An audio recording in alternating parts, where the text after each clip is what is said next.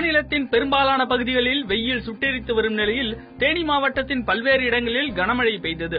வெப்பம் தணிர்ந்து குளிர்ச்சி நிலவியதால் மக்கள் மகிழ்ச்சி அடைந்தனர்.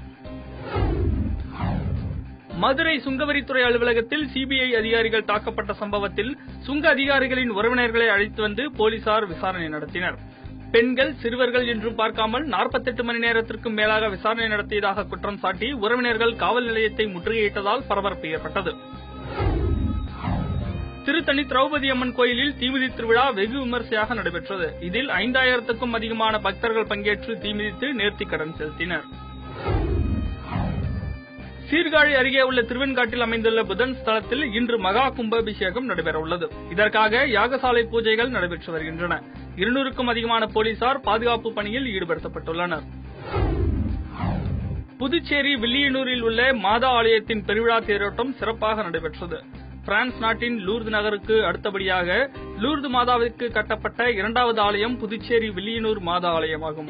இங்கு நடைபெற்ற பெருவிழாவில் ஏராளமானோர் பங்கேற்று பிரார்த்தனை செய்தனர்.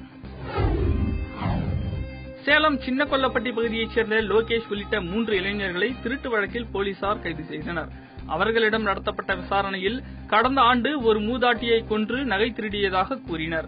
முன்னாள் கவுன்சிலரின் தாயாரான அந்த மூதாட்டி உடல்நலம் குன்றியதால் உயிரிழந்து விட்டார் என உறவினர்கள் நினைத்திருந்தது குறிப்பிடத்தக்கது.